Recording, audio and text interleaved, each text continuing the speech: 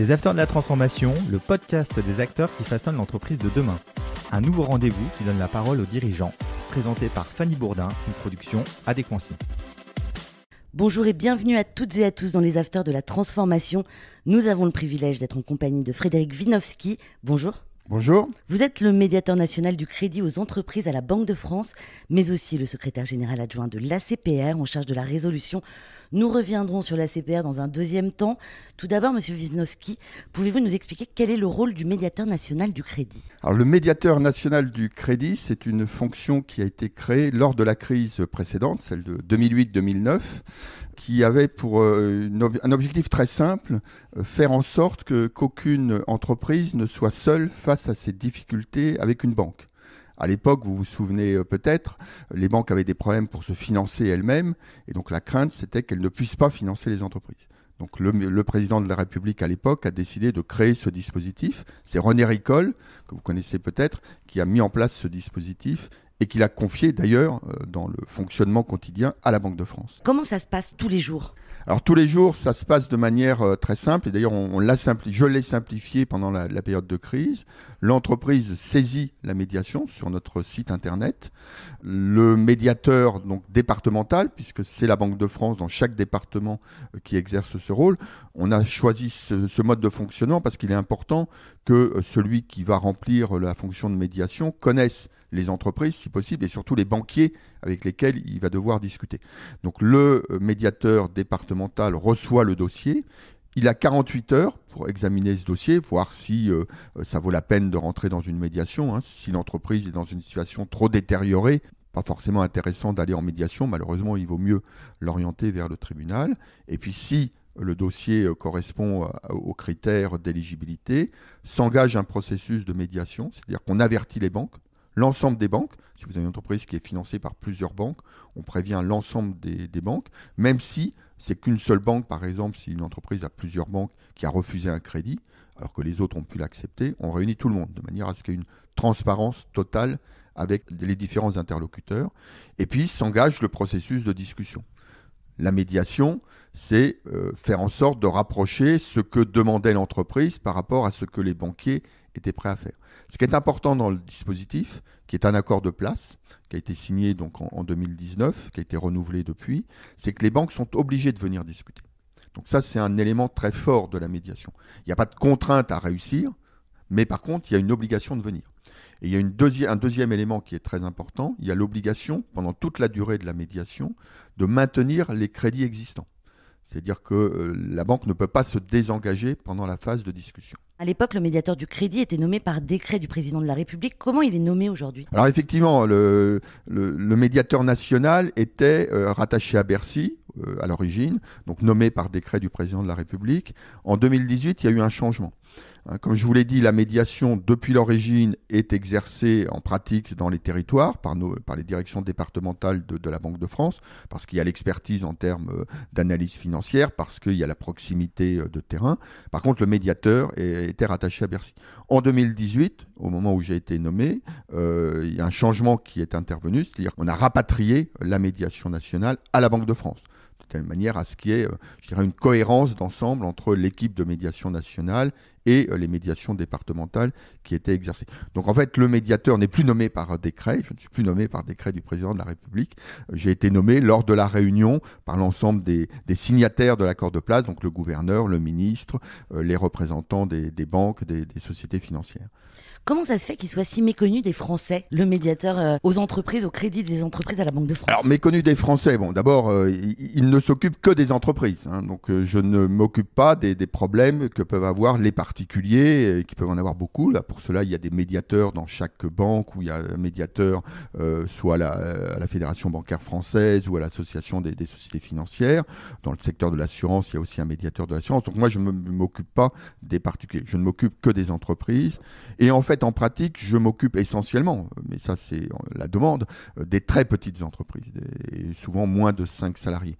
Donc effectivement, un enjeu important, et on l'a vu dans cette crise, c'est la connaissance que peuvent avoir ces entreprises de la possibilité. C'est pour ça d'ailleurs que les banques se sont engagées à indiquer lorsqu'elles refusent un crédit la possibilité de recourir au médiateur. Les types d'entreprises qui font appel à la médiation, ce que vous êtes en train de m'expliquer, c'est que c'est des petites entreprises. Les grosses entreprises ne font pas appel à la médiation. Alors, elles peuvent faire appel. Simplement, une grosse entreprise, d'abord, elle a souvent beaucoup plus de relations régulières avec son banquier. On s'aperçoit, et je préside en tant que médiateur un observatoire du financement des entreprises, et les constats que l'on fait régulièrement, c'est que les très petites entreprises, elles ne vont voir le banquier que lorsqu'elles ont un problème. Alors qu'une grande entreprise, elle a des relations quand même plus régulières. Et donc en cas de difficulté, d'abord elle a des équipes, elle est plus armée. Donc en réalité, les grandes entreprises, lorsqu'elles ont des problèmes, elles vont plus vers d'autres structures de l'État, comme le comité aux restructurations industrielles, parce que c'est des problèmes de restructuration et pas forcément des problèmes de relations avec leurs banques. Donc ça explique que la population qui vient à la médiation, ce sont principalement des très petites entreprises. Est-ce que vous identifiez les entreprises fragiles ou c'est elles qui viennent à vous ?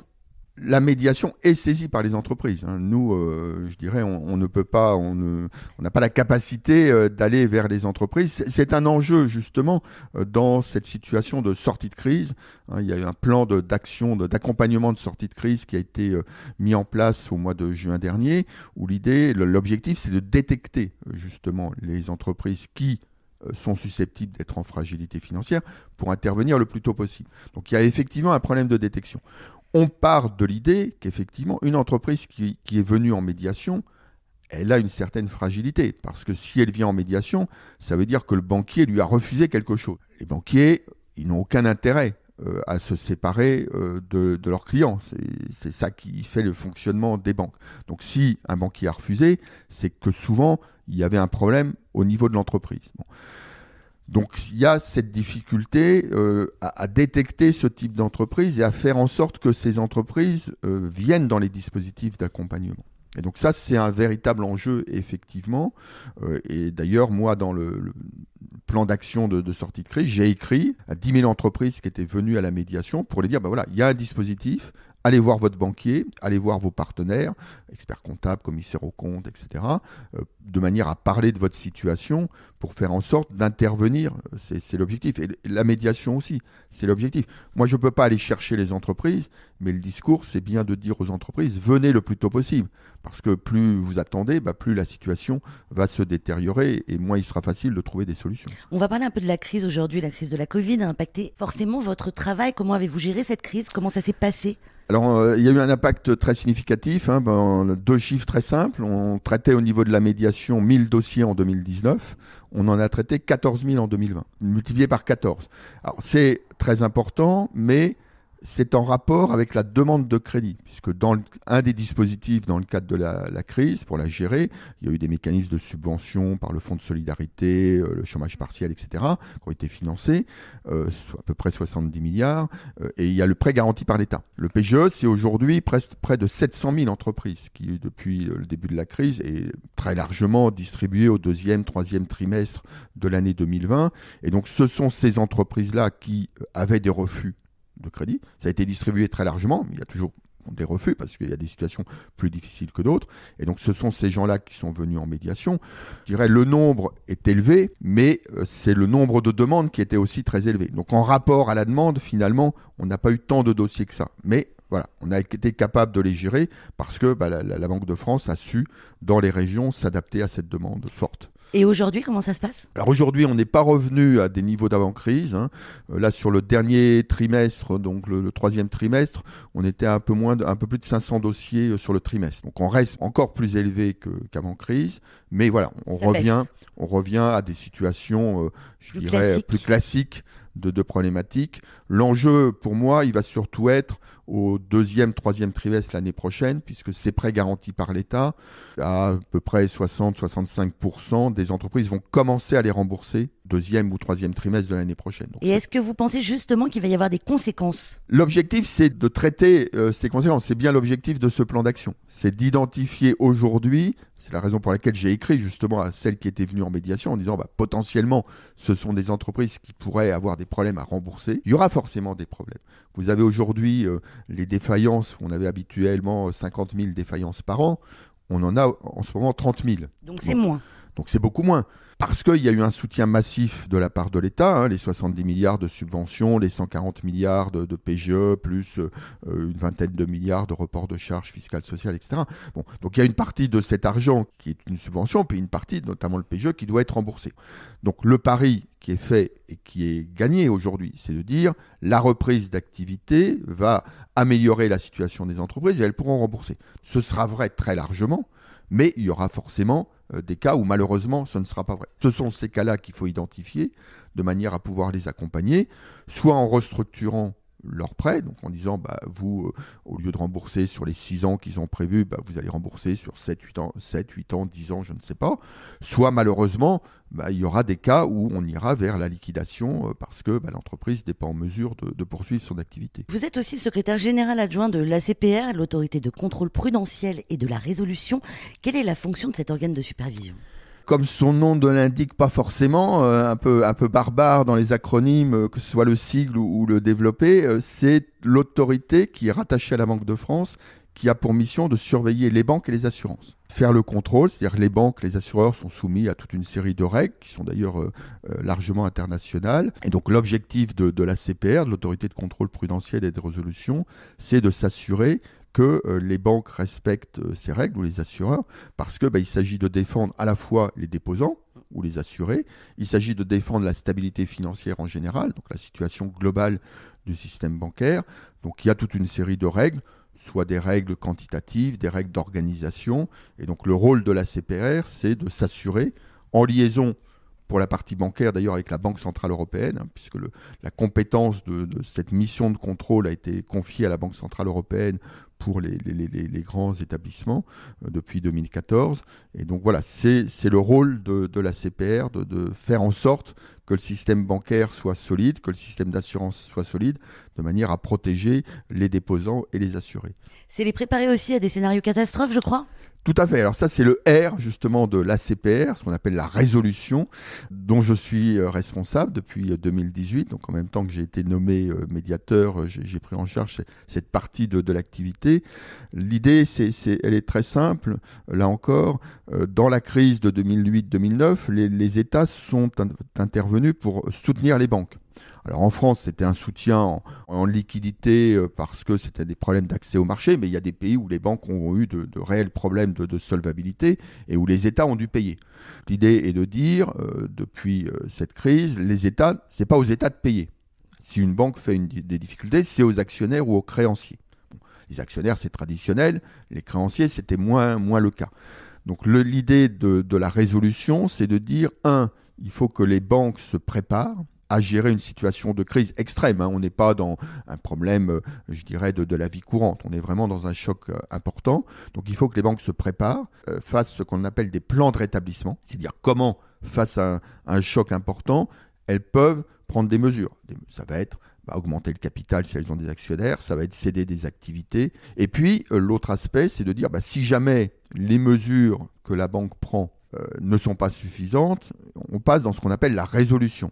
C'est-à-dire qu'à ce moment-là, c'est l'autorité, donc la CPR, qui prend en charge le traitement de la banque. Ce n'est plus les dirigeants, c'est l'autorité de résolution. Et donc qui s'occupe de prendre les mesures qui doivent être prises pour répondre à cette crise. Et donc c'est la mission de l'autorité de résolution, du R de la résolution, de travailler sur ces plans, de manière à ce que si malheureusement un jour ça devait arriver, on soit prêt au maximum, que les banques soient prêtes au maximum pour affronter cette crise et préserver. L'objectif derrière, c'est d'éviter la liquidation. On fait une séparation entre des banques qui aujourd'hui on estime il faut conserver une partie de l'activité parce qu'elles sont utiles à l'économie, parce qu'il y a des dépôts, parce qu'il y a des crédits. Et puis vous avez des banques où vous allez dire elles peuvent disparaître parce que finalement leur activité elle sera reprise par d'autres. Donc il y a des banques qui ont une stratégie qu'on appelle de liquidation en cas de problème, et puis d'autres banques où on estime non, il faut conserver une partie de leur activité, et donc on leur demande de travailler avec nous pour s'y préparer. Est-ce que toutes les banques et tous les assureurs font partie de la CPR ? Oui, bien sûr, on contrôle l'ensemble des banques. L'activité bancaire nécessite une autorisation. C'est un métier réglementé, donc il faut être autorisé. L'assurance aussi. Donc c'est l'ACPR. Avec cette différence que je mentionnais, pour les grandes banques, plus de 30 milliards de total de bilan, c'est la Banque Centrale Européenne qui est en charge. On travaille avec elle, dans le cadre d'équipes conjointes, mais la responsabilité est à la Banque Centrale Européenne. Merci beaucoup Frédéric Winowski pour cet éclairage. Je rappelle que vous êtes le médiateur national du crédit aux entreprises à la Banque de France. Merci à vous. Merci à tous d'avoir suivi cet épisode des Afters de la Transformation. Je vous dis à la semaine prochaine. Les Afters de la Transformation, une émission à réécouter et à télécharger sur adconci.com et toutes les plateformes de podcast.